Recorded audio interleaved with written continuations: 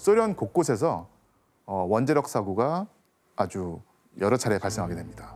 많은 방사능 물질이 외부로 유출됐는데 이것을 비밀에 붙였어요.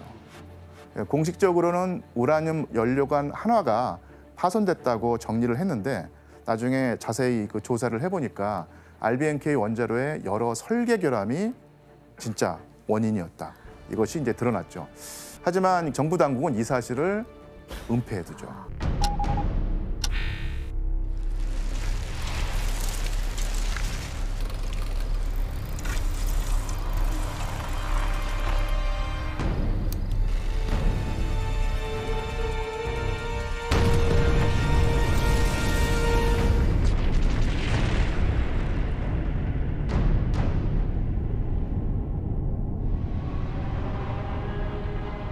사호기에서 엄청난 대폭발이 일어나면서 이 원자로를 덮고 있던 약 1000톤 무게의 쇠로 된 반응로 뚜껑이 하늘로 날아가 버렸다고 해요. 그리고 원자로에서 어마어마한 불기둥이 하늘로 치솟았죠. 근데 가장 큰 문제는 이 원자로가 폭발하면서 이 갈갈이 찢겨나갔거든요. 그래서 원자로 중심부의 노심이 완전히 파괴됐다는 것입니다.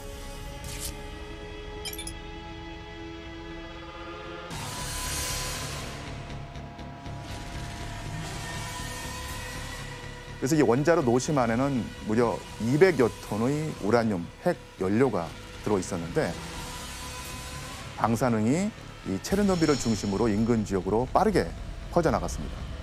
도대체 왜 이런 비극이 일어났을까? 이런 궁금증이 생겨날 수밖에 없는데요. 이 원전 폭발은 단순한 사고가 아니었습니다. 그 뒤에 비밀이 많이 있었어요. 그래서 체르노빌 원전 폭발 사고의 문제점 첫 번째는 바로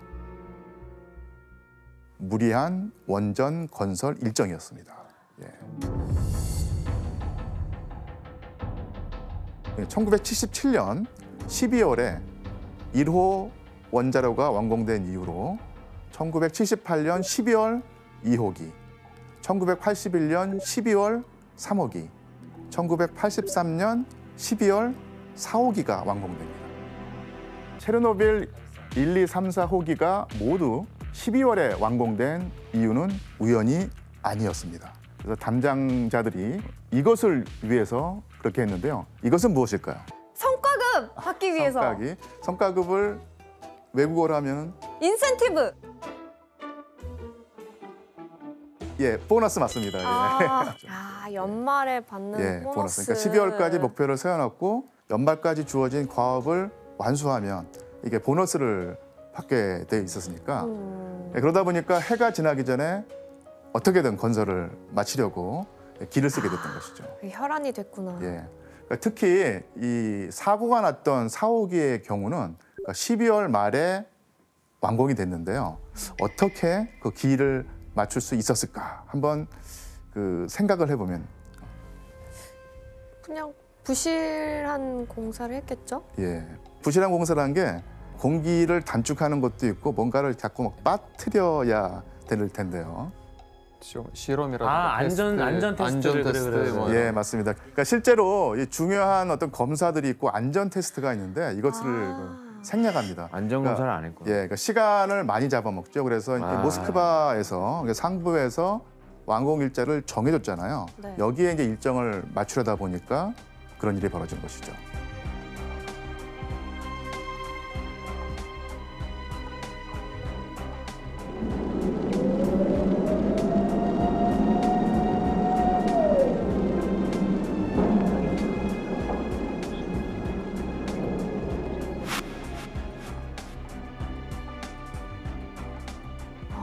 진짜 결과지상주의였구나. 그래서 이렇게 원전을 만든 사람들이 공로를 인정받아서 당에게서 칭찬을 받고요. 또 이 원자력 발전소의 소장은 훈장까지 받았습니다. 발전소장 부리하노프, 발전소 부소장 겸 수석 엔지니어 포민, 그리고 부수석 엔지니어 랴틀로프라고 하는 인물들입니다. 이 세 사람이 체르노빌 원전 사고의 최고 지도부를 형성했던 사람들인데요. 그러니까 이들이 빠뜨리는 안전 테스트가 나중에 체르노빌 원전 폭발 사고의 치명적인 단초가 되죠. 그게 원인이었구나. 자, 그러니까 이런 상황은 발전소의 핵심인 원자료를 선택할 때도, 그러니까 원자로의 모델을 선택할 때도 영향을 미치게 되는데요. 그리고 이때 택한 원자로가 원전이 폭발하는 두 번째 이유가 됩니다.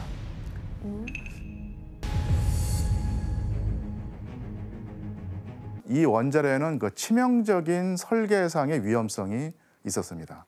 우선 그 물을 감속재로 쓰는 원자로보다 흑연을 감속재로 쓰는 RBMK는 그 다소 안정성이 떨어집니다. 혹시나 정전으로 전기가 들어오지 않아서 냉각수가 뜨거워지면 핵분열이 멈추지 않고 점점 커집니다.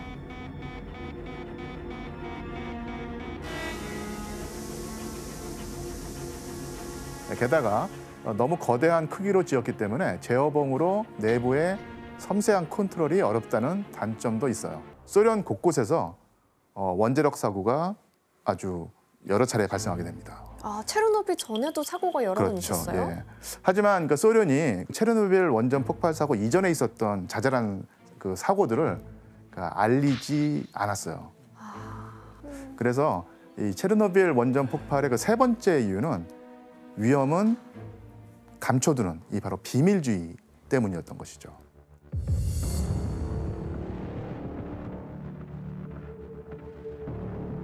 특히 그 심각한 사고는 이 체르노빌 원전이 폭발하기 약 그 10년 전인 1975년의 레닌그라드 원전 사고였는데요. 레닌그라드 원전 사고에서 그 내부의 연료봉이 녹으면서 많은 방사능 물질이 외부로 유출됐는데 이것을 그 비밀에 붙였어요. 공식적으로는 우라늄 연료관 한화가 파손됐다고 정리를 했는데 나중에 자세히 그 조사를 해보니까 RBMK 원자로의 여러 설계 결함이 진짜 원인이었다. 이것이 이제 드러났죠. 하지만 정부 당국은 이 사실을 은폐해두죠. 그러니까 체르노빌 이전에 위험을 알리는 시그널이 계속 있었던 있었죠. 거네요. 예. 항상 모든 사고 전에는 이렇게 징조 조짐이 있는데 이것을 밝히고 대처하는 것이 아니라 감춰둔 것입니다. 아니 그래도 제대로 만들어야 될 거 아니에요. 그래서 그 심지어 소련 정부는 레닌그라드 원전이 그에서 사고가 일어난 바로 다음 날에 체르노빌 원자로 3호기와 4호기에 똑같은 RBMK 원자로를 설치한다는 계획을 최종 승인합니다. 그래서 폭발 하루 전날인 4월 25일 금요일 이 시간에 그 실험을 하기 위해서 4호기의 기술자들이 원자로의 출력, 즉 전기 생산량을 절반까지 낮춰놓았고요. 비상 발전기까지 꺼놓았어요. 이때 전화가 한 통 걸려옵니다. 바로 이제 우크라이나의 수도 키예프의 전력 담당 공무원이 있었는데 전기가 필요하다. 이 상태에서 전력 생산량을 낮추지 말라는 것이죠. 공장마다 그 생산 목표량이 정해져 있는데 이제 전기가 생산되지 않으면 공장을 돌릴 수가 없고 그러면 목표를 채울 수가 없고 아주 난리가 나는 것이죠. 그래서 이렇게 되면은 체르노빌에서는 실험을 완전히 중단하고 다시 날짜를 잡아야 하는데 근데 이제 체르노빌 운영진도 마음이 급한 거예요. 오늘 다 한다고 했었는데. 그래서 원래 예정 시간보다 하루가 밀린 상황에서 실험 요건에 맞지 않게 이 실험을 강행하게 되었죠. 실험 시간이 밀리면서 생긴 문제는 또 하나 있었는데요. 원자력 발전소는 밤 12시가 직원들의 교대 시간이었거든요. 그래서 4호기 제어실에서 원래 실험을 하기로 정해져 있던 담당자가 바뀌게 되었습니다. 새벽 1시에 하게 됐으니까 바뀌었나요? 예. 근데 새로운 직원들이 교대됐는데 문제는 이 직원들은 실험 방법도 모르고 실험 자체를 처음 해보는 초짜 직원들이었어요. 그리고 이렇게 중요한 실험을 하면서 원자로 노심 주변에서 일하던 사람들에게도 실험 상황을 제대로 전달하지 않았던 것입니다.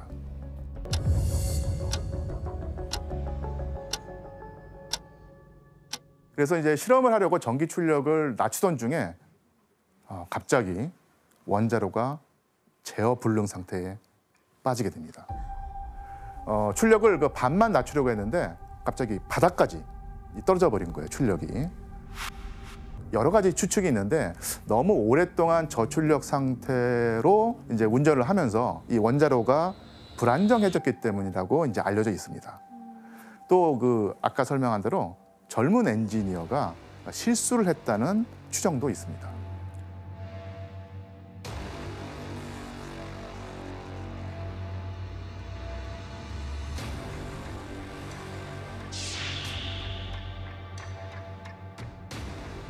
그러나 실험 책임자는 이 그 상황을 제대로 알지 못한 상태에서 출력을 다시 높이라고 원자로에서 제어봉을 거의 다 빼버리라고 명령을 하게 되죠. 그 안전 규정상 제어봉은 최소 15개 이상은 꽂혀 있어야 했는데 실험을 강요하기 위해서 이 안전 규정을 어기라고 명령을 했던 것입니다. 그래서 이제 부하가 너무 위험하다 항의하면서 실험 중단을 요구했거든요. 네. 하지만 이 실험 책임자는 이걸 받아들이지 않아요. 그래서 실험을 강행하라고 명령을 하죠. Now remove the rods. Yes, sir. Protocol states that when the power has dropped like this, we shouldn't try. 50%. I'm not about to delay this test again because of a couple of insubordinate teenagers. You will do it now, or I will have you fired and replaced. 결국 이 핵분열을 제어하고 있던 제어봉을 거의 다 빼버렸습니다. 그리고 원자로는 완전히 통제불능 상태에 빠지면서 이 컴퓨터에 비상 알람이 계속 울리게 되었어요. Separate the steam pressure. Switch off that whole safety relay and shut us down halfway through the test.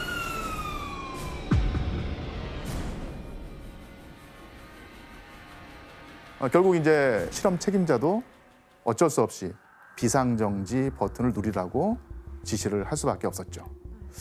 그런데 이 비상정지 버튼을 누르는 순간 어떻게 되었을까요? 파국으로 치달았구나. 정지가 안 됐나요?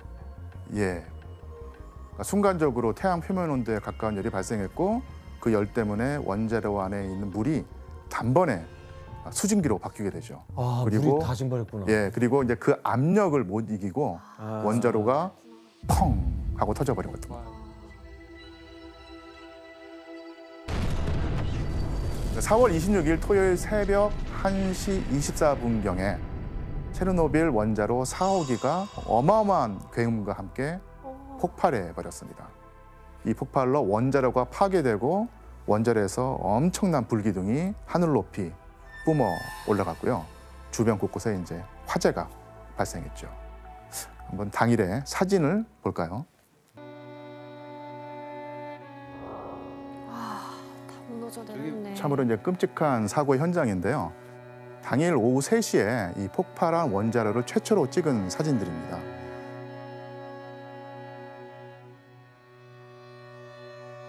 체르노빌에서는 히로시마에 떨어진 원자폭탄의 400배 이상의 방사능이 나왔습니다. 야, 400배면은 사진에 이 지붕이 날아가 버린 게 보이시죠? 예. 이 건물 아래 바로 이제 원자로가 있고 이 원자로의 잔해를 중심으로 수백 톤의 방사능 핵 연료와 흑연이 뒤섞여서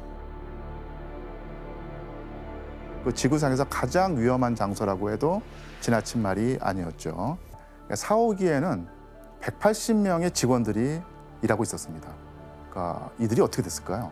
다 죽었겠죠. 완전 뭐. 피폭됐겠죠? 예, 아주 끔찍한 일을 당할 수밖에 없었을 텐데요. 많은 직원들이 어떻게든 사고가 이제 커지는 것을 막으려고 필사적으로 이제 움직이기 시작합니다. 심지어 그 원자로가 망가지는 줄도 모르고 어떻게든 열을 식히려고 냉각수 밸브를 열기 위해서 달려간 엔지니어 2명도 있었는데요. 아주 위험한 상황에 뛰어든 것이죠. 그중 한 명이 당시 상황을 그린 그림이 있습니다. 한번 같이 볼까요? 자, 그림 보니까 어떤 느낌이 드나요? 토하는 모습 같기도 하고. 하면 예, 토하고 예. 있고 그러니까 왼쪽에 그려진 그 사람들은 벽 이렇게 잡고. 설 수가 없으니까 기지맥진해서 벽에 기대고 있는 거고요. 또 오른쪽 사람은 허리를 숙이고 이제 구토를 하고 있죠. 그러니까 이 두 명은 그 매우 심각하게 피폭이 됐고 방사능에 피폭이 됐고 병원에 실려갑니다. 그러니까 이 사진 속 모습처럼 불에 닿지도 않았는데 온몸에 화상을 입은 상태였고요. 이 이상한 화상은 계속 악화됩니다. 그리고 피부 색깔도 계속 변했다고 그래요. 처음에는 붉은색이더니 보라색으로 그리고 흑갈색으로 되었다가 나중에는 이 살갗이 낫장처럼 벗겨져 나가게 됩니다. 그러니까 이 두 사람은 끔찍한 고통 속에서 죽음을 맞이했죠. 근데 피폭된 것은 직원들뿐만이 아니었고요. 폭발이 일어나자마자 그 소방서에 당연히 그 신고 전화가 들어갔겠죠. 당시에 한번 신고 기록을 들어보겠습니다. 아, 그때 전화 기록이 있어요? 예.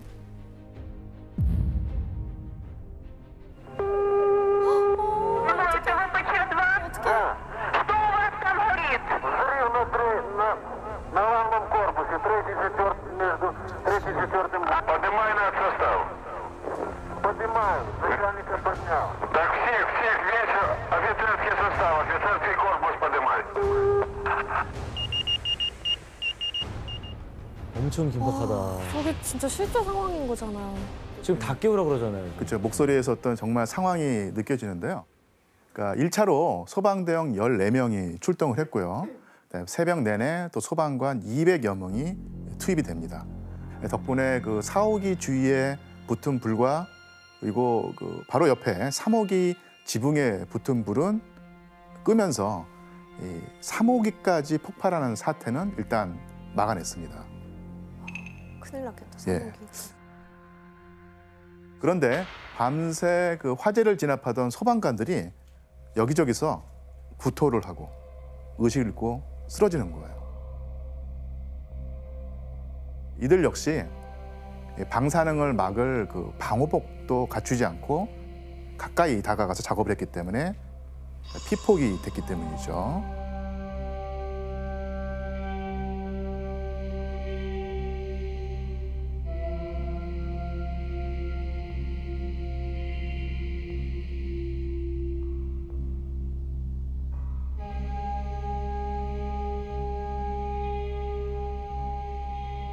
그 1980년대에는 사람들한테 이 방사능의 위험이 제대로 알려져 있지 않았어요. 화재는 발생했지만 사옥이 원자로는 안전하다. 이렇게 보고가 올라갔어요. 그러니까 감췄겠지. 예. 터무니없는 내용이었죠. 발전소장이 원자로 자체는 멀쩡하다고 하는 보고를 올렸기 때문인데 방사능 수치가 높지 않다고 하면서 방사능 피폭으로 인한 부상은 아예 그 언급조차 하지 않았어요. 아, 방사능 얘기를 안 했어요? 예, 그러니까 피폭당한 사람이 없다.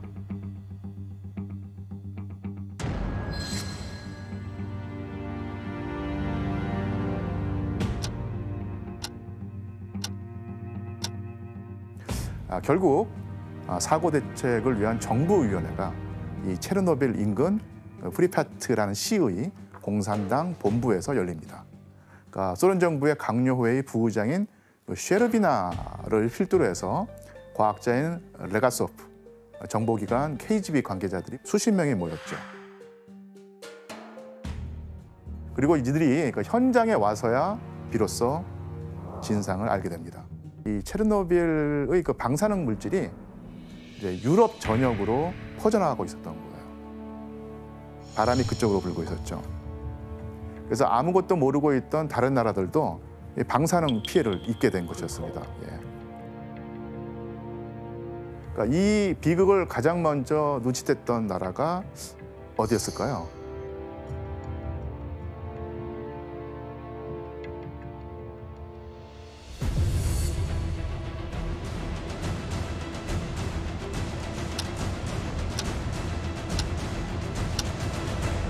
사고가 일어나고 이제 3일째 되는 날 월요일 아침이었는데요. 스톡홀름 인근의 그 포르스마르크라고 하는 원자력 발전소가 있는데 여기서 이제 직원들이 갈 때 방사능 측정을 하지 않습니까? 그래서 이제 원자력 발전소에 들어가려고 하는데 이상한 경고음이 울리는 거예요. 그래서 방사능 수치가 정상보다 훨씬 높게 감지가 되었기 때문인데 자기가 근무하는 그 스웨덴 원전에 문제가 생겼는가 하고 이제 알아봤는데 이상이 없는 거예요.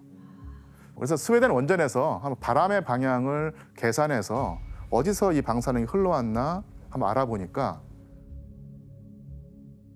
소련의 체르노빌 발전소 쪽이었다는 거예요. 이 체르노빌 원전에서 나온 방사능이 어떻게 확산됐는지 분석해주는 지도가 있습니다. 한번 볼까요?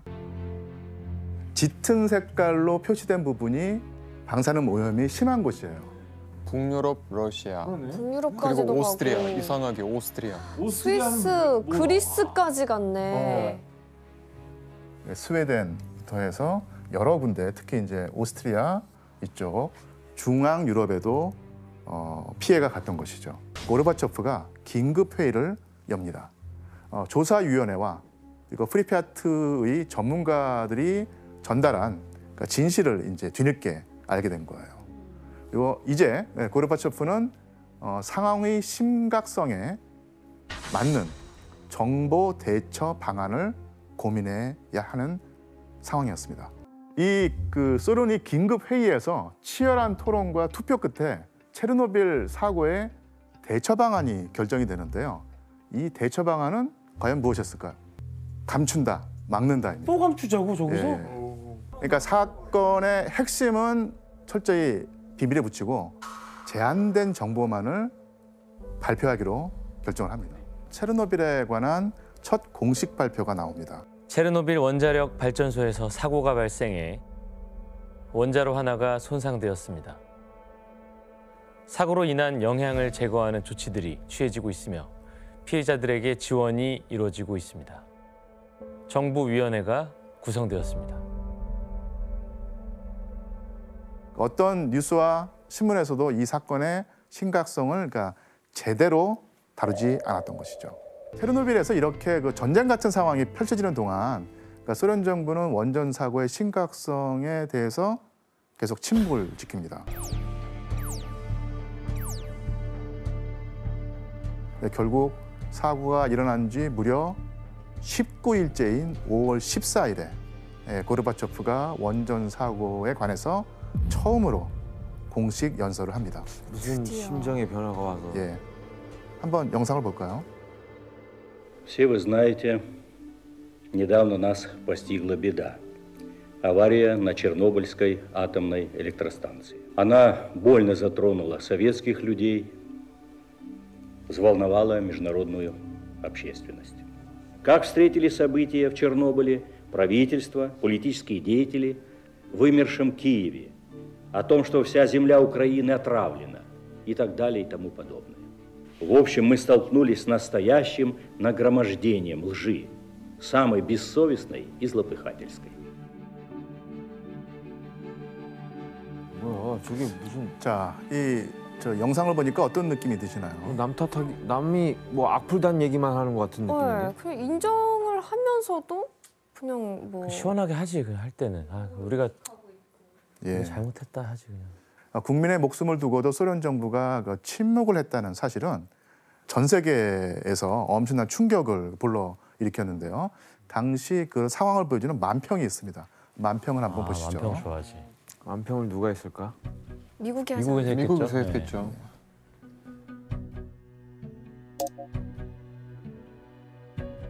예, 어떤 상황인지 아시겠습니까? 거미줄이 쳐 있는 거는 라디오 앞에 이렇게 있어봤자 아무것도 소식을 들을 수 없다라는 거죠. 오른쪽 위에 그 사진 초상 사진이 고르바초프 사진이고요. 사고가 벌어지고 사람들이 죽고 나서야 공식적인 정보가 나왔다 이렇게 비꼬고 있는 것이죠. 사고가 일어났을 때 투명하게 그 사고를 공개했다면 어땠을까? 그 피해를 막을 수 있었지 않았을까? 그렇죠. 근처의 나라들도 아마 그거에 대비해서 대처를 했을 거고. 피폭된 희생자가 엄청 줄었을 텐데. 그런데 체르노빌에서는 대폭발의 위험은 일단은 넘겼지만 상황은 나아지지 않았습니다. 그러니까 불타는 핵연료가 그 땅을 파고 들어갈지도 모른다는 위험이 여전히 남아 있었고요.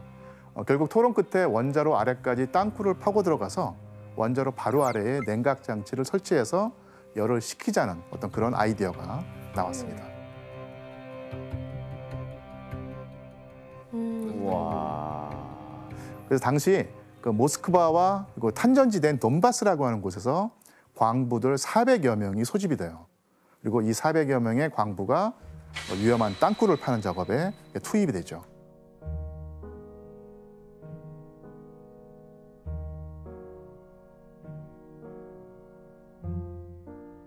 핵연료에 다가갈수록 정말 더웠고 현장의 온도가 50도를 넘었기 때문에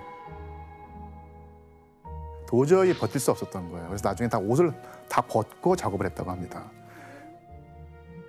그 방금 동영상 볼 때 제일 놀랐던 게 마스크라도 써야 되는데 마스크도 없이 그러면 당연히 내부 피폭은 있었을 거고 통상 저런 식으로 해가지고 한 10시간만 일해도 한 달 안에 60%가 사망하는 수치는 나옵니다.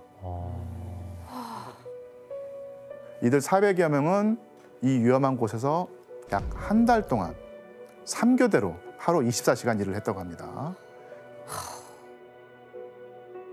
그리고 이 광부들 중에 4분의 1은 40세 이전에 사망했다는 주장이 있어요. 광부들의 엄청난 희생에도 불구하고 원래 목적이었던 열 교환기는 설치되지 못했습니다. 걱정과 달리 마그마가 땅속까지 내려지지는 않았기 때문인데요. 하지만 체르노빌 원전 폭발 당시에 하늘로 뿌려진 미세한 방사능 먼지들이 멀리 흘러가서 농토, 그리고 물, 가축, 작물에 내려앉았죠. 결국 소련 정부에서는 4호기 전체에 거대한 콘크리트 구조물을 덮어서 씌운다는 어떤 그런 대안을 내놓게 됩니다. 하지만 이 원자로 바로 인근은 한 박사님이 설명해 주신 대로 2, 3분만 머물러도 사람의 목숨이 위험해지는 그런 조건이었고요. 이런 극단적인 조건에서 지상 최악의 건축 작업이 시작이 됩니다.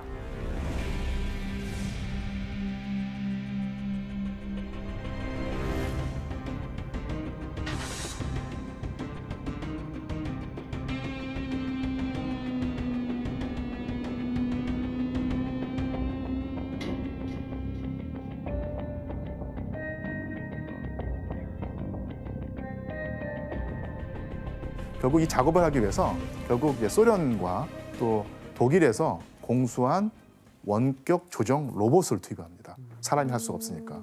이 중에는 다 죽고 나니까. 소련이 이제 우주 프로그램에서 달 표면에서 쓰려고 개발한 로봇도 있었다고 그래요. 그래서 그 로봇들이 어떤 방사능에 오염된 흑연을 이게 치우면 떨어뜨리면 수십 미터 아래에서 불도저들이 이런 잔해들을 다 이제 모아서 땅에 묻어서 매장을 하려고 했었는데 결과는 정말 충격적이었습니다.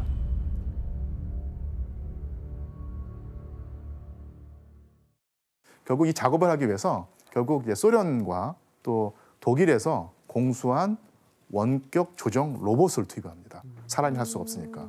이 중에는 다 죽고 나니까. 소련이 이제 우주 프로그램에서 달 표면에서 쓰려고 개발한 로봇도 있었다고 그래요. 그래서 그 로봇들이 어떤 방사능에 오염된 흑연을 이게 치우면 떨어뜨리면 수십 미터 아래에서 불도저들이 이런 잔해들을 다 이제 모아서 땅에 묻어서 매장을 하려고 했었는데 결과는 정말 충격적이었습니다. 이 방사능 때문에 불과 며칠 만에 로봇들이 다 고장이 나버린 거예요. 로봇까지요? 예. 우와. 예.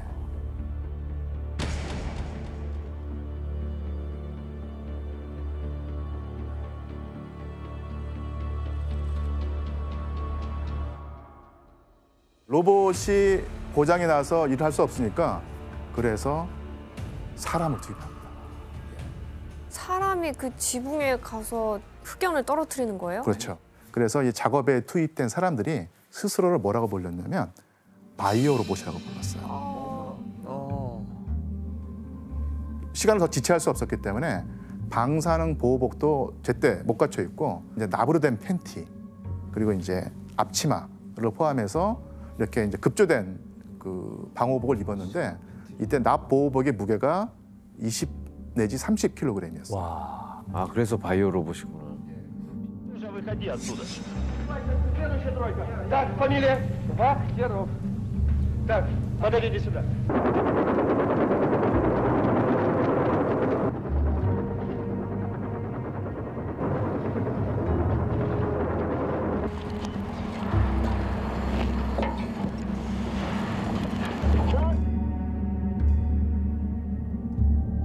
바이오 로봇이란 단어가 왜 이렇게 슬프죠? 로봇도 들어가지 못하는 자리에 사람이 들어가서 작업을 하면서 이제 어떤 슬픈 농담까지 생겨났는데요. 미국산 로봇은 지붕에 올라간 지 5분 만에 고장이 났다. 일본산 로봇도 5분이 지나자 고장났다. 러시아산 로봇은 거기에 2시간이나 있었다. 그러네요. 본인이 로봇이라는 거지. 작업을 하고 내려온 사람들은 이제 몸을 움직일 수가 없었다고 그래요. 그러니까 작업을 하고 나면 눈이 아프고 입에서는 이제 금속 맛이 났다고 그래요. 그러니까 입안이 마비되어서 그러니까 치아를 감각으로 느낄 수 없었다고 증언을 합니다.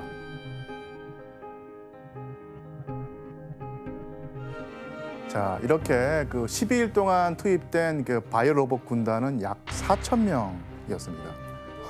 4,000명. 목숨을 걸고 작업한 대가로 증서 한 장을 받고 돌아갔어요. 아니 그 증서 어떤 증서를 받았다는 거예요? 이제 쉽게 말하면 표창장, 감사증 이런 거겠죠. 예. 대가가 와 너무 그리고 이때부터 소련은 곳곳에서 사람과 물자가 동원돼서 이 체르노빌 원전으로 몰려왔습니다. 이 체르노빌 오염 제거 작전에 투입된 사람 수십만 명들이 청산인이라고 불렀습니다. 청산, 그러니까 깨끗이 치우는 사람이라는 뜻이겠죠. 그 중에 다수는 예비군, 즉 이제 민간인이었어요. 자기가 어떤 일을 해야 될지 모르는 상태에서 투입된 사람들도 많았습니다. 이 청산인들은 대부분 헝겊으로 된 방독면만 쓰고 최소한의 장비만 가지고 방사능 먼지막을 청소를 했습니다. 그 과정에서 예비군 수십만 명도 방사능에 피폭이 됩니다.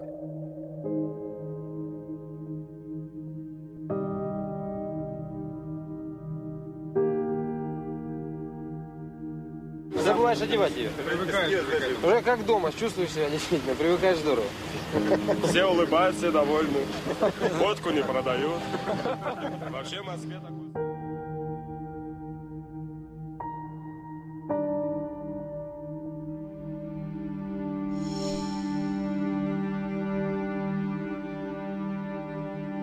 이게 다 방사능이에요. 어머 살이 다 벗겨지네.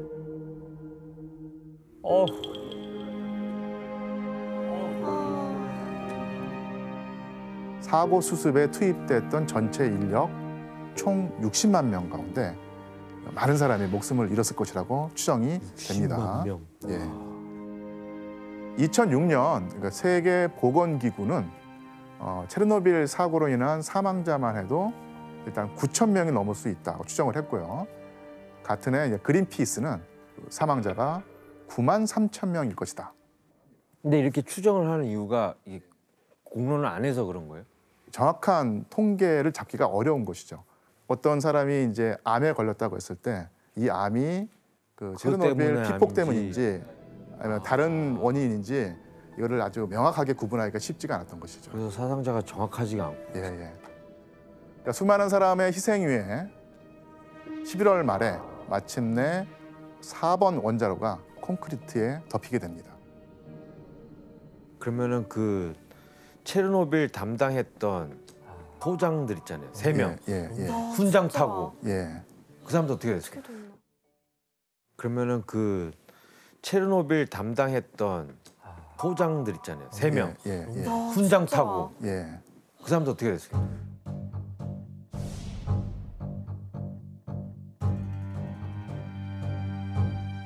1987년에 이 사건 관계자들이 재판을 받았거든요. 하지만 10년형에 그쳤습니다.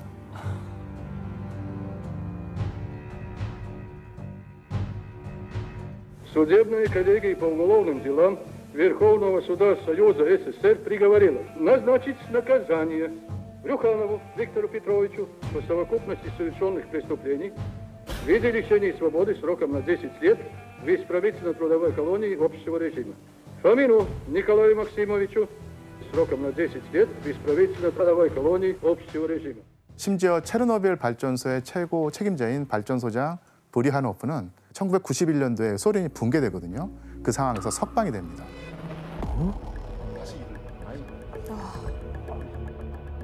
그리고 부소장 역시 이후 그 다른 원자력 발전소에서 일을 했다고 합니다. 중대한 사고였고 그 사고의 피해자가 너무나 많았지만 이 가해자들은 책임을 지지 않았던 셈입니다. 저렇게 무책임하게 일이 마무리됐다는 게 진짜 너무 어이없고 화가 나는 것 같아요. 그래서 반면에 체르노빌 수습의 최전선에 서서 이 사람들을 살리려고 노력했고 또 사람들이 대피하도록 해야 한다고 주장했던 그 인물이 있습니다. 정부위원회 그 레가소프라는 한 과학자인데요.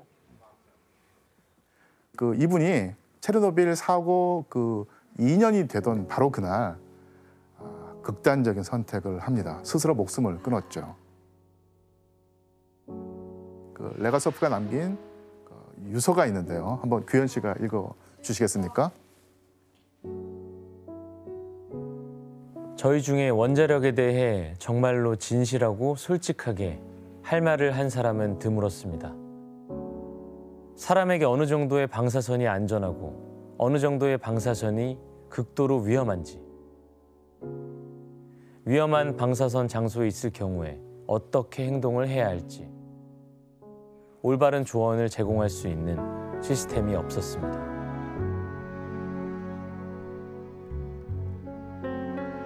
그 레가소프가 그 죽음으로나마 알리려고 했던 진실은 그 뒤에 이제 충격을 받은 소련의 과학자들에 의해서 이제 퍼져나가게 되죠. 결국 그 여파로 소련 정부에서도 그 RBMK 원자로를 다시 제대로 설계하기로 결정을 하면서 레가소프의 노력은 마지막까지 체르노빌을 수습하면서 많은 사람을 구하게 됩니다. 그리고 그 체르노빌 원전 사고 자체도 엄청난 사건이었지만 소련 붕괴의 그 신호탄이 됐다고도 볼 수 있습니다. 예? 소련에서.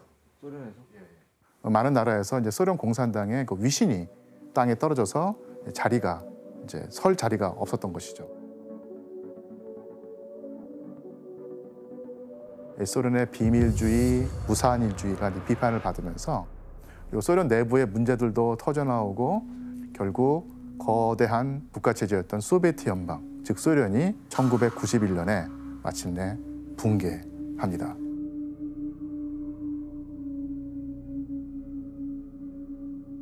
체르노빌은 현재는 어떤 상황이에요? 방사능은 아예 없어졌나 이제? 아니 안 없어졌을 것 같은데 아직. 체르노빌 인근 30km는 지금도 여전히 그 개인 출입 금지 구역입니다.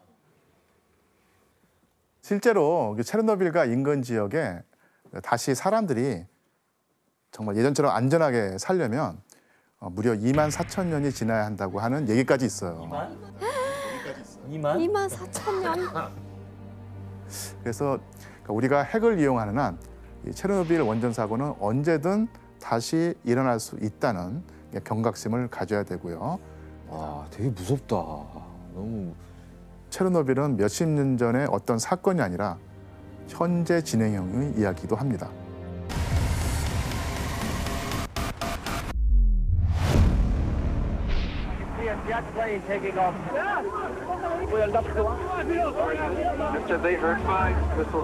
Right now, everyone's been training for this, and it looks like we may have. We're going now back to Baghdad and our reporters at the Rashid Hotel. 미국의 그 방송사는 소위 말해 세계적으로 각광을 받는 방송국이 되는. CNN이 원래 이제 80년대 초반에 설립되긴 했지만 미국에서 최초로 24시간 그 뉴스 채널을 시작한 거예요. 근데 그 24시간 뉴스 채널을 돌리고 있는데 이제 전쟁이 나니까 그걸 실시간 보도를 하고 그거 24시간으로 들어오는 거예요. 엄청 그러니까 전 인기를 끌수 세계에서 있었던 그때 아마 저 전쟁 때 아마 CNN만 보고 있었을 거예요. 전 세계가. 그랬을 수도 있는 거죠. 24시간 동안 계속 보고 있었던 이거 전쟁 없었으면 CNN의 입지가 지금 같지 않을 수 있었겠네요. 그러니까 해당 언론사 당시 특파원들이 그 바그다디 호텔인데 다 모여서 전쟁이 시작되기만 기다리면서 다 이렇게 취재를 했거든요. 그러니까 CNN도 당연히 특파원들을 보내기도 했고요. 그러한 상황들이 쉽게 말하면 인류 역사상 최초로 전쟁을 생중계를 한 거예요. 그렇죠. 어디서 그만큼 시스템이 없었으니까 예전에는. 그러면 당시 CNN의 그 방송 장면을 한번 같이 보시겠습니다. Something is happening outside. The skies over Baghdad have been illuminated. The telecommunications. Now you may hear the bombs now. If you're still with us, you're going to hear the bombs now. They are hitting the center of this city. Strike targets with bombs guided by computers and lasers. The video cameras in the planes confirm hits. 사실은 비인간적인 측면도 굉장히 강하죠. 그리고 장점도 있지만 단점들이 뭐냐면 공격하는 측에서는 보여주고 싶지 않은 장면들까지 보여줄 수밖에 없는 상황이 돼요. 오포. 예. 군사시설이라고 생각했는데 떨어뜨렸는데 민간이 한 400명이 죽습니다. 감출 수가 없는 거죠. 화면 눈에 다 보여버리니까. 그래서 논란도 되고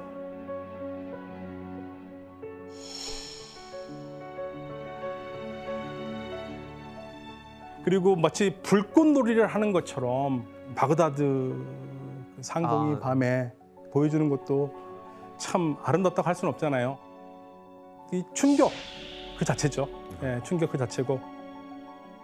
미국은 그러면 대체 왜 이 전쟁을 생중계를 했을까요?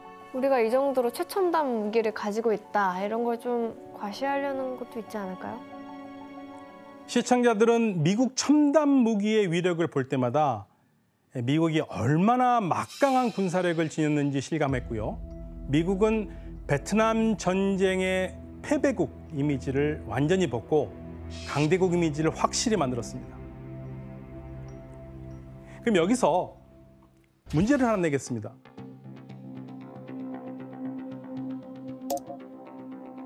공습에 밀린 사담 후세인은 다국적군의 공습을 막기 위해서 어떠한 방해 작전을 폈을까요? 내가 뭐 기억나는 것 같기도 하는데. 정답. 네. 군사 시설을 민간인 지역처럼 보이게 하거나 뭐 민간인 지역을 군사 시설처럼 보이게 하거나 그런 위장 기술 쓰지 않았을까요? 그거 맞는 것 같아. 굉장히 설득력이 있는데 땡입니다. 근데 위장은 맞지 않았나? 나 기억에 그런. 사실은 그런 일은 많이 해요. 규현 씨 알 것 같은데. 일단 아는데 양보를 좀 하도록 하겠습니다. 저 양보할 처지가 아니거든요. 정답. 네. 시야를 방해하기 위해서 이라크나 기름이 엄청 많잖아요. 네. 불을 피워가지고 어디에 불을 피워요? 좀 더 정확하게 하시면? 좀 더 정확하게? 네, 좀 더 정확하게. 그러니까 거기다 문장을 만들어 보세요. 정답. 유전을 불태웠다? 불태우면 연기가 나니까. 교수님? 네, 정답으로 인정하겠습니다. 네, 거기다 불을 지르면 이 연기가 어마어마하잖아요. 그러니까 그러면 검은 연기가 올라갈 테고, 그러면 비행기가 갈 때 시야가 가릴 테고. 그러네요. 진짜 근데 너무 아깝다 그 석유. 그렇죠. 근데 아까운데 실질적으로 그런 짓을 했어요. 그래서 효과를 많이 봤나요? 조금 봤습니다. 조금. 저 석유 다 주세요. 한번 영상 보시겠습니다. 우와, 진짜 검은 연기가. 진짜 검은 연기가 생각보다 너무. 세상에. 완전 다 땅이 황폐화되겠다. 별 진짜 엄청나죠.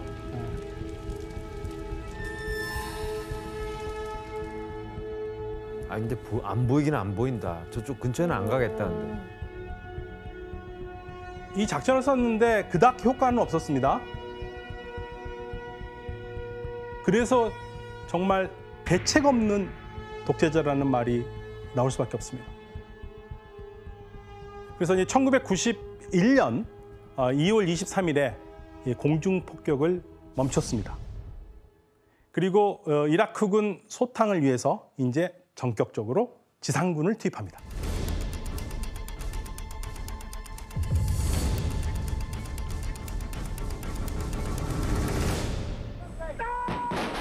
일단 공습으로 해서 모든 걸 무력화시킨 다음에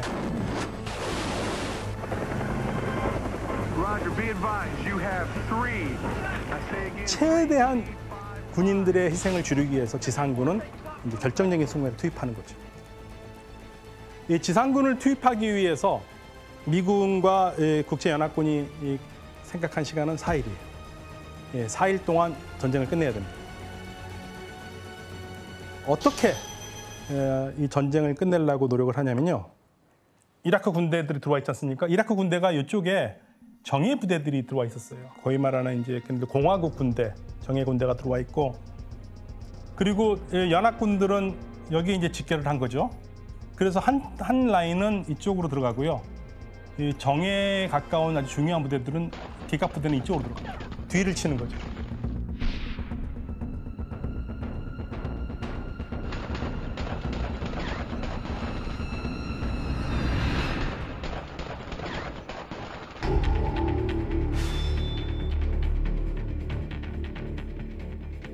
그래서 이 엄청난 이 탱크들을 기갑 몰고 여기에 있는 기갑 부대하고 부딪히는데요. 이라크는 소련제 탱크로 무장을 했고, 다국제연합군은 최고의 미군 탱크로 무장을 했으니까 이 탱크에서 쏘는 포의 사정거리가 달라요. 그러니까 여기는 쳐서 맞출 수 있는데 여기는 아무리 쳐도 맞출 수가 없어요.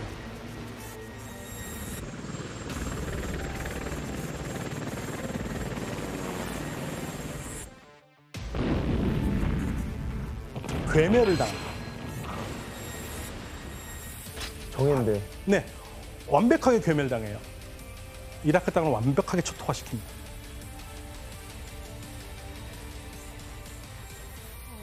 야, 그럼 충격이 크겠는데요. 그렇죠. 화나죠. 굉장히 화나죠. 어떻게 해결했을까요? 설마 또 이스라엘이 굉장히 많은 스커드 미사일을 맞습니다. 에?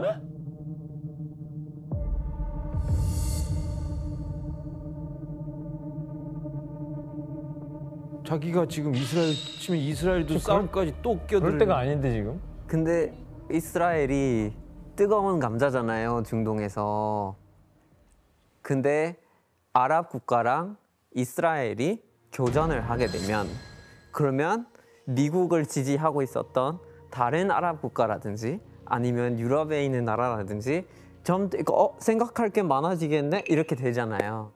그러니까 사담 후세인은 어떻게 해서든지 다국적 연합군들을 흐트러내야 되잖아요. 그러니까 만약에 이스라엘한테 쐈는데 이스라엘이 맞고 우리 못 찾겠다고 이스라엘도 쏘면 이제 이거는 쉽게 말하면 파장이 됩니다. 와야 되게 만들려고.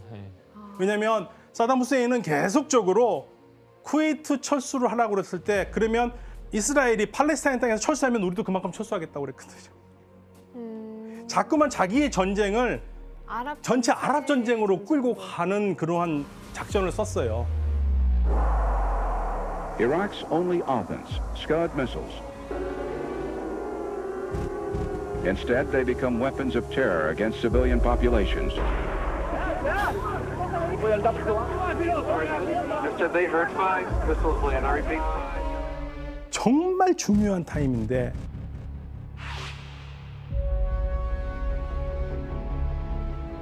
그러나 보복을 하지 않았습니다. 와, 진짜 그게 이 전쟁의 굉장히 중요한 포인트입니다. 만약에 이스라엘이 보복을 했으면 이건 어떻게 될지 몰라요. 이스라엘이 절대 막고만 있는 나라가 아닌데 막고 있는 게 더 나은 거죠. 그걸 알기 때문에 그렇죠. 큰 걸 본 거네. 네. 와. 그래서 그거를 미국이 대단히 고맙게 생각하죠. 그때 전쟁에 참가했던 많은 국가들이. 왜냐하면 거기서 만약에 이스라엘이 했었으면 이건 진짜 완전히 분열이 생겨버리는 거거든요. 진짜 세계대전 날 뻔했네. 네. 결국에는 당연히 연합군은 쿠웨이트 안쪽으로 들어가게 되고 4일째 되는 날 쿠웨이트를 완전하게 접수합니다. 91년 2월 28일 사담 후세인이 무조건 항복을 선언하고 이라크 군들이 빠집니다.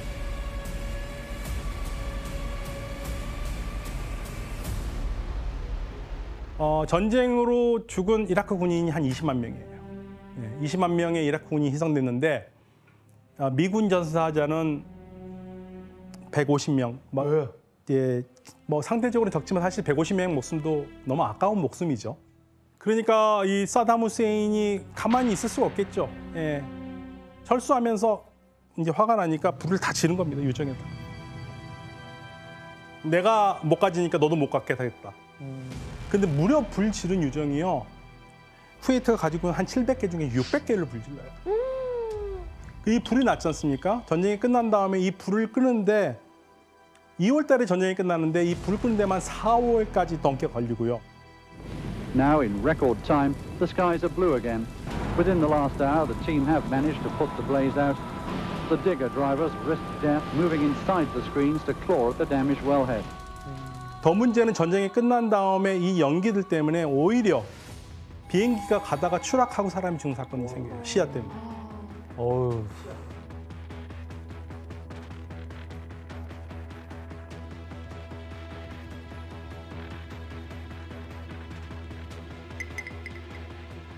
그리고 저기서 나오는 게 좋은 연기가 아닐까. 안 좋죠. 몸에 엄청 안 좋죠. 네, 건강에 치명적인 영향. 주변 환경 다 파괴하고. 쿠웨이트가 이거를 다시 가동하는데 엄청난 시간이 걸려요. 네, 세계 최고의 부국이었던 쿠웨이트가 실질적으로 지금도 그 충격에서 아직까지 다 헤어나지 못하고 있습니다. 와, 아직도. 네, 아직도. 진짜 진상이네. 후세인. 진상 중에 진상이네 아주. 그렇다면 전쟁이 이렇게 마무리됐나 싶지만 최악의 상황으로 발전합니다.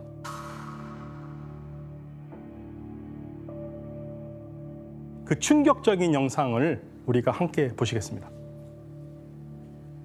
몇 년? 이거 뭐야?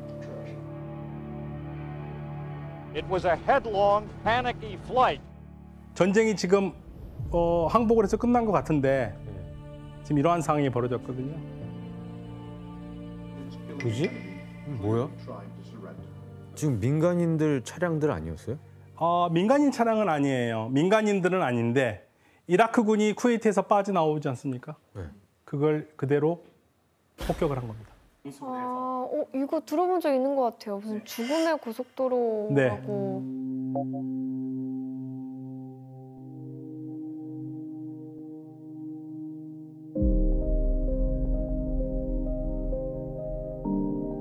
그럼 퇴각하는 이라크 군들을 쏜 거예요? 그렇죠. 그러니까 이게 지금 그건 의도적으로? 네. 이게 왜 지금 그랬지? 보입시계는 대낮이잖아요. 근데 이게 이뤄진 건 밤이에요. 밤에 이렇게 폭격을 했고 그 다음 날 보니까 이제 아침에 밝으니까 이런 상황이 벌어졌다는 게 찍힌 거죠. 퇴각하는 이라크 군인들이 정체된 상태에서 그대로 비행기 공습을 해서 이게 걸프전에 아주 가장 논란이 심했던, 실질적으로 이게 얼마나 컸냐면 이것 때문에 사담 후세인 제거라는 건 생각을 못했어요. 더 이상 전쟁을 계속한다는 것은 어려운 상황이 됩니다. 여론의 부담이 크니까. 네, 그래서 전쟁을 아버지 부시 대통령이 전쟁 중지를 선언했죠. 네. All United States and coalition forces will suspend offensive combat operations. 전 세계 충격을 안긴 이 걸프 전쟁은 결국 미국과 국제연합군의 승리로 마무리됐습니다. 그렇다면 전쟁을 이렇게 하도록 만든 당사자 사담 후세인은 도대체 어떻게 됐을까요? 그대로. 그렇죠. 네, 그러니까 사담 후세인을 제거를 하지는 못했어요. 그리고 당연히 외부에서도 제거를 못하는데 안에서 제거하기는 더 어렵죠. 그래서 돌아가자마자 전 다국적군이 철수하자마자 자국이가 가진 우리가 이긴 전쟁이라고. 네? 우리를 결국 못 이기고 연합군이 물러갔다고 그렇게 선전을 합니다. But Saddam Hussein is still in power. Are terms of the temporary ceasefire too lenient? 그리고 모스크 옆에는 이게 첨탑이 있어서 원래 예배를 알리는 방송을 하는 곳인데 이게 보통 첨탑이 모스크에 한 개나 두 개가 있는데 네 개를 세우는데 그 네 개가 전부 다 미국을 향한 스커드 미사일 형태로 첨탑을 세워요.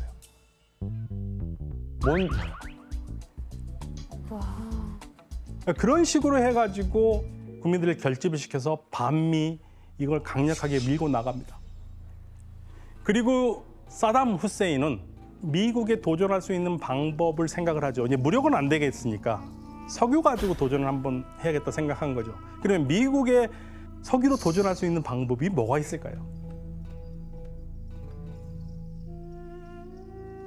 사담 후세인이 석유 판매 대금 결제를 달러로 하지 않고 유로화로 합니다. 네, 그래서 유로화가 당연히 가치가 상승해요.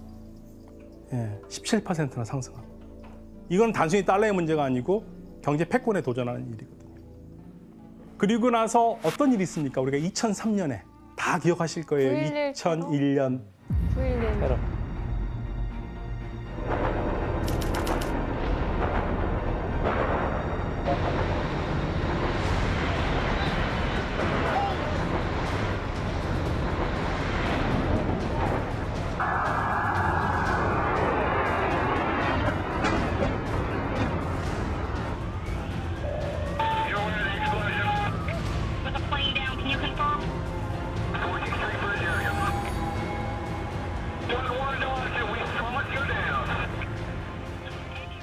이 사건은 9.11은 이 단순히 그 테러 문제가 아니라 미국이 세상을 바라보는 눈을 완벽하게 바꿔놓습니다. 완전히 전혀 다른 나라가 됐습니다. 그런데 미국이 당연히 이 9.11 테러를 이끈 오사마 빈 라덴을 잡으러 아프가니스탄에 들어가죠. 네. 근데 거기까지는 이해가 갔는데 갑자기 이라크를 공격을 합니다. 나한테 그래 그러겠는데. 아니, 갑자기 왜 나한테 이래? 뭐 이럴 것 같은데. 그 미국에서도 이라크 침략에 대해서 되게 말이 많지 않나요? 9.11 테러가 일어나고 나니까 무조건 뭔가는 해야 한다는 여론은 조성되어 있는 상태고 오사마 빈 라덴을 찾아야 되지만 갑자기 이라크로 간다. 그래서 이게 조금 약간 말이 안 된다 생각하는 사람이 좀 있었고요. 그래서 시위가 사실 계속해서 좀 이어지긴 했어요. 전쟁을 반대하는 네네, 그러면. 예. 그래서 이제 아버지는 제1차 걸프전을 시작했고요. 아들 부시는 2003년 3월 20일에 이라크를 들어갑니다. Saddam Hussein and his sons must leave Iraq within 48 hours. Their refusal to do so will result in military conflict.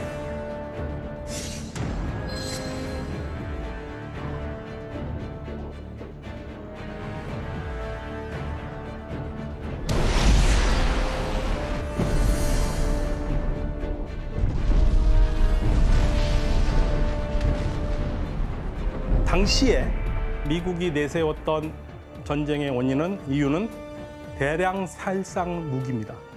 그러니까 이라크가 대량 살상 무기를 가지고 있다. 그러니까 대량 살상 무기라고 하지만 들어가 보니까 대량 살상 무기는 없었고, 그리고 뭐 석유라고 하지만 정말 석유 때문에 한 건지 너무나 많은 설이 있기 때문에 아무도 비밀 문서가 해제되면 전쟁이 이래서 일어났구나 하는 것은 그때 가서 알 수 있을 거니까 지금은 그냥 뭐 상상을 하시는 것도 나쁘지는 않습니다만 어느 하나가 맞다고는 꼭 말씀을 못 드리고. 워낙에 이거에 대한 음모론이 많아가지고 너무 나중에 진짜. 시간 되시면 한번 자료를 찾아보시는 게 공개된 자료만 찾아보셔도 굉장히 흥미로운 사례인 것 같아요. 네. 근데 2차 걸프전은 뭐 더 말할 것도 없죠. 뭐 변번한 저항을 할 수가 없습니다. 압도적인 군사력. 이미 뭐 1차에서도 다 봤지만요. 그리고 많은 사람들이 고대하던 사담 후세인 정권이 무너지고 사담 후세인은 사라져 도망갑니다. 사담 후세인을 잡아야지 끝나는 전쟁이지 않습니까? 살려둘 수는 없으니까. 그래서 미국은 무려 600명이 넘는 특수 정예부대를 곳곳에 보내서 사담 후세인의 은신처를 찾아요. 그 심지어는 대단히 놀라운 일까지 합니다. 한번 그림 한번 보실까요? 이게 뭐겠습니까?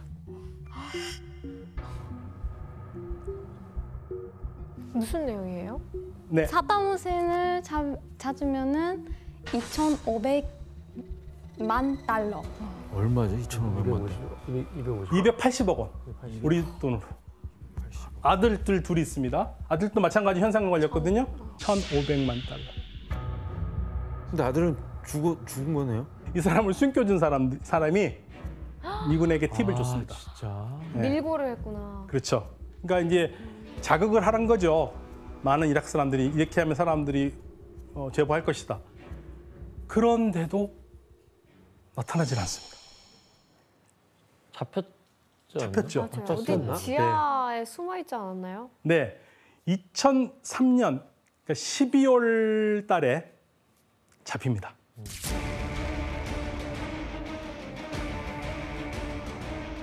지하 같은 데다가 이렇게 한 사람이 간신히 누워 있는 그러한 불을 파고 거기에서 기거를 하고 있었던 거예요. 네. 그래서 근데 잡아놓고 봤는데 아닐 수도 있잖아요. 맞아요. 네, 그러니까 검증을 해야 되겠죠. 그래서 DNA 검증을 다 합니다. 그래서 이제 확실하다라는 걸로 확인을 해서 이제 재판을 넘기게 되는 거죠.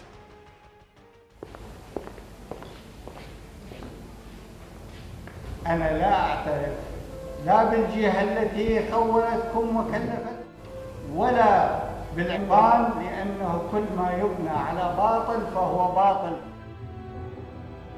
그래서 이제 결국에는 사형 선고를 받습니다.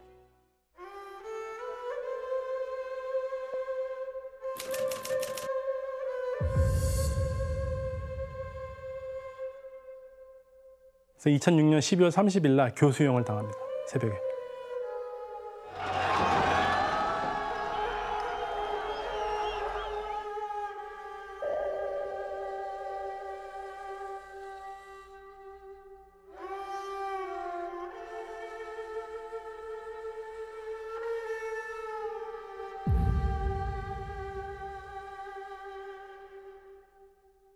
왜 우리가 이렇게 참 사람도 많이 죽고 잔인한 일도 많고 한 중동에 관심을 가져야 할까? 그래서 우리가 석유를 이해한다는 것은 적어도 20세기 그리고 21세기 현대사를 이해하는 데 대단히 중요한 사건이고요. 석유가 단순하게 자원으로만 끝나는 게 아니고 우리가 세계를 보는 눈을 넓혀주는 중요한 자원입니다. 그래서 오늘 대단히 복잡하고 낯설고 아마 처음 들어보신 것도 많은데 끝까지 함께해 주셔서 감사합니다.